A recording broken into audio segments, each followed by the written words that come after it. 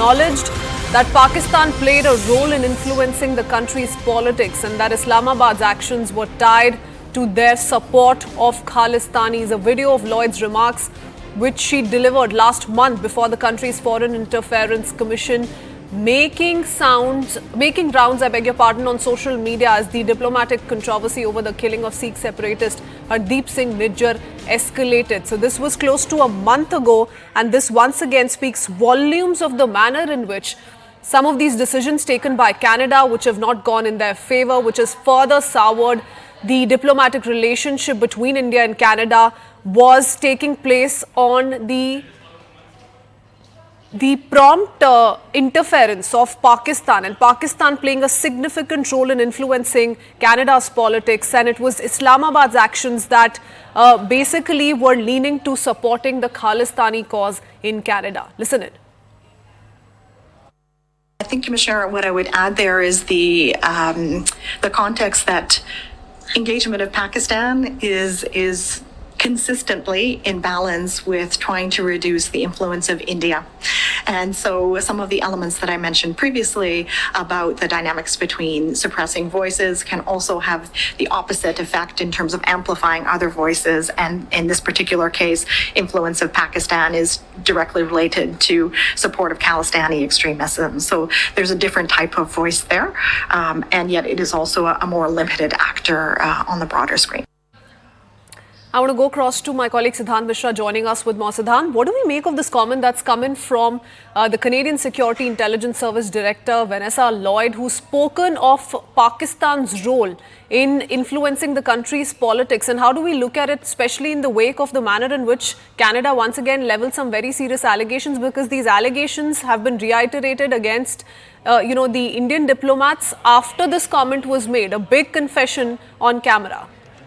Well, see, when India says this, that there is no comments we ever get from the Canadian side.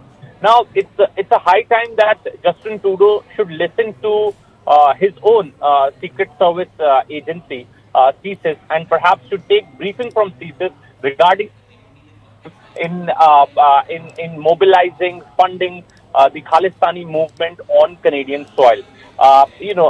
Since last 24 hours, we have been hearing that how CSIS, RCPM, RCMP, and the others are briefing the politicians in Canada about India's role, involvement in Hardeep Singh Nijjar's killing, and how Indian government, agents of the Indian government, as they say, are targeting Khalistani groups, etc., etc. But they should also pay attention to how these groups are mushrooming, because Canada supports these groups on the name of free speech. But Canada should also understand that it's not only about free speech or freedom of expression. It has terror motives. These groups also have separatist motives, and they are being backed by Pakistan. Now it's not India which is saying this. It is their own secret service spy agency is perhaps confirming on record in the Foreign Interference Inquiry Committee, before the Foreign Interference Inquiry Committee. And CSIS Director Vanessa Lloyd has perhaps confirmed that there is Pakistan's involvement as far as transnational repression in Canada with the goal of supporting Khalistani extremism.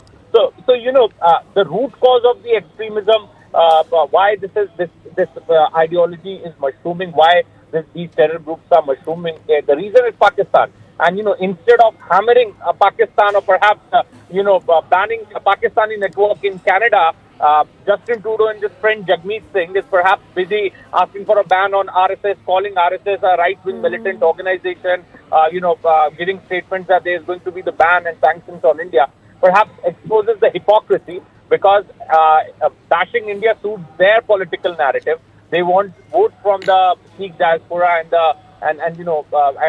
the pro-Khalistani groups, and they want money from them during elections. This is deliberately done.